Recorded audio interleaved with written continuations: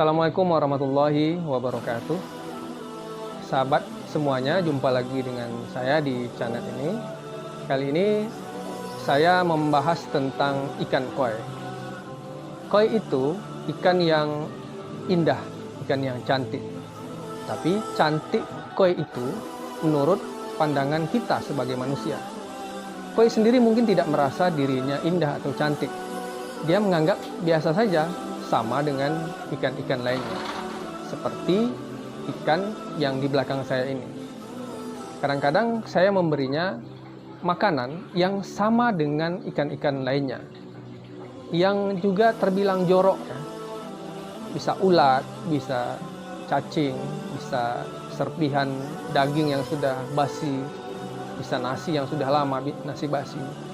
Dan koi itu mau ya. Artinya dia tidak menganggap dirinya istimewa. Dia sama dengan ikan-ikan lainnya. Sama dengan gurami, sama dengan nila, dan sama dengan yang lainnya.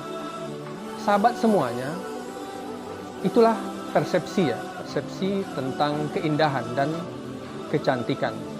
Sama seperti persepsi kita tentang ayam. Ayam jantan khususnya. Ayam jantan mungkin menurut kita lebih cantik dibanding ayam betina. Dia lebih menarik, bulunya lebih berwarna, tampangnya lebih keren ya. Juga ada yang lainnya, ada taji dan lain-lainnya. Lebih cantik dia. Lebih yang ikut kontes itu ayam jantan, bukan ayam betina. Begitu juga dengan merak.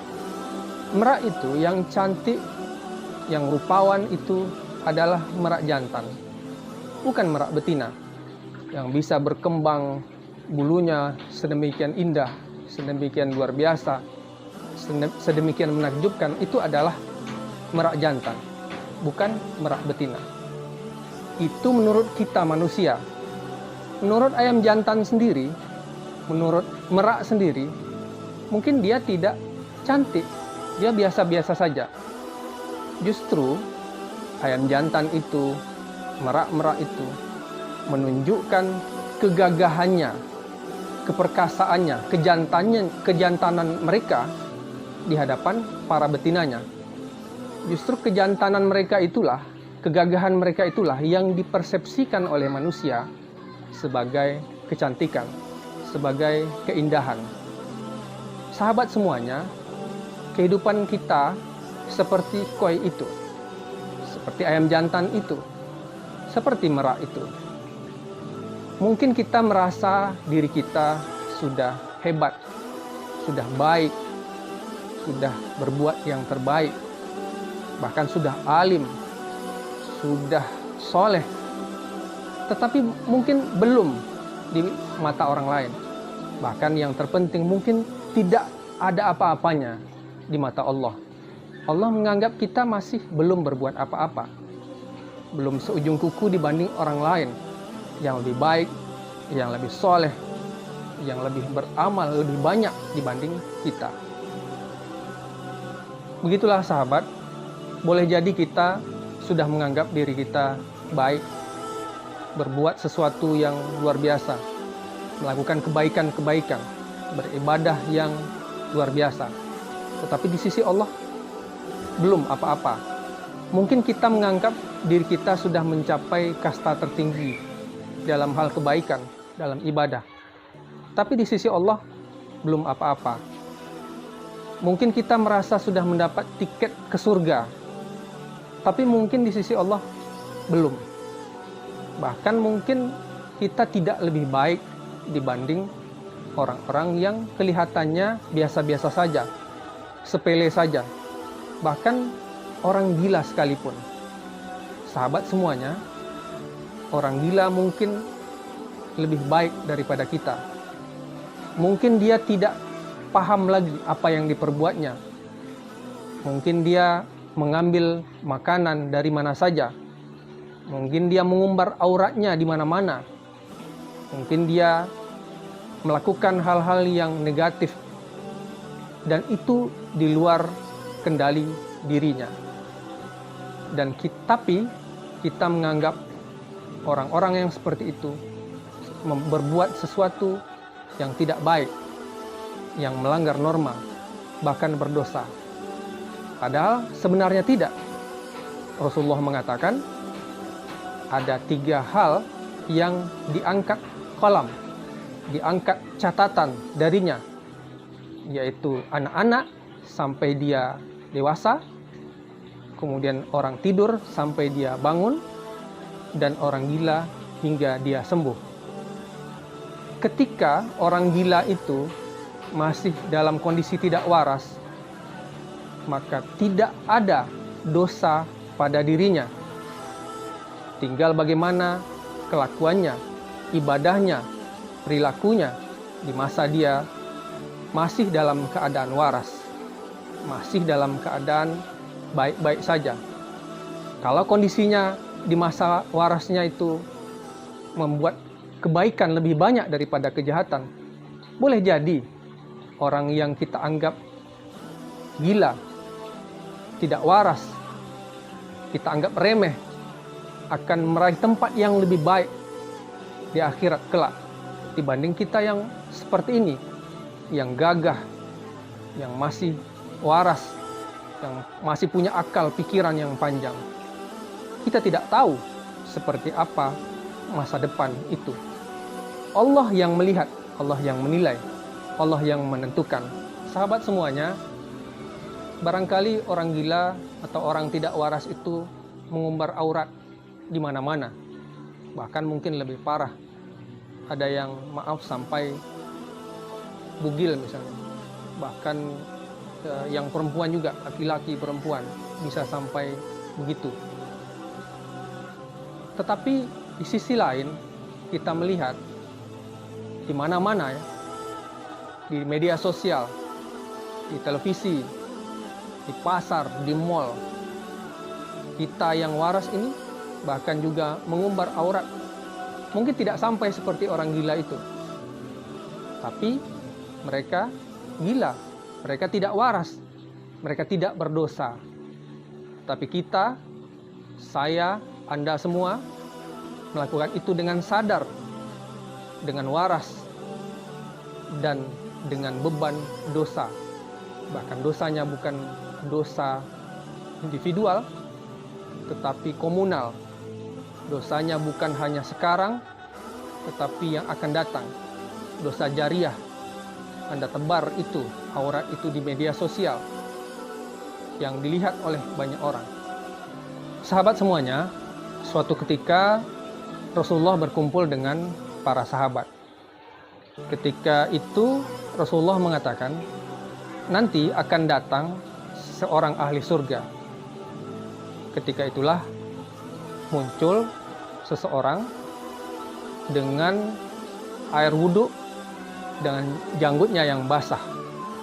Dan dia adalah seorang ahli Madinah yang menurut para sahabat ketika itu biasa-biasa saja. Tapi ketika Rasulullah mengatakan bahwa seseorang itu ahli surga, maka itu adalah wahyu dari Allah. Itu adalah kebenaran. Dan ia dijamin pasti masuk surga. Tetapi sahabat-sahabat bertanya-tanya, kenapa orang ini disebut Rasulullah sebagai ahli surga? Cuma sahabat-sahabat tidak bertanya ketika itu. Ya, semacam masih menggantung pertanyaannya. Di masa yang lain, ketika para sahabat Rasulullah ini berkumpul bersama Rasulullah, Rasul yang mulia juga menyampaikan hal yang sama. Sebentar lagi akan datang ahli surga. Lalu datanglah lelaki yang sama. Sahabat-sahabat kembali tidak bertanya. Kejadian ini sampai pada yang ketiga kalinya. Tapi sampai yang ketiga kalinya, para sahabat juga masih ragu untuk bertanya kepada Rasulullah. Ada apa gerangan sampai seorang ahli Madinah yang kelihatan biasa-biasa ini disebut sebagai ahli surga? Sampai suatu ketika, sahabat Abdullah bin Amr bin As penasaran sekali. Kenapa seorang ini disebut Rasulullah sebagai ahli surga. Dia kemudian datang dan mengikuti rumah orang ini. Dia pergi ke rumah orang itu dan meminta izin. Abdullah bin Umar bin As mengatakan bahwa dia sedang bertengkar dengan ayahnya sehingga tidak bisa menginap di rumah. Ketika itu Abdullah bin Amr bin As masih kecil ya, masih remaja. Jadi kalau dia tidak punya tempat rumah, tentu dia harus di rumah orang lain. Dan seorang sahabat ahli Madinah ini, penduduk Madinah ini menerima Abdullah bin Amr bin As ini. Lalu menginaplah di rumah orang itu. Sebenarnya ini adalah akal-akalan dari Abdullah bin Amr bin As.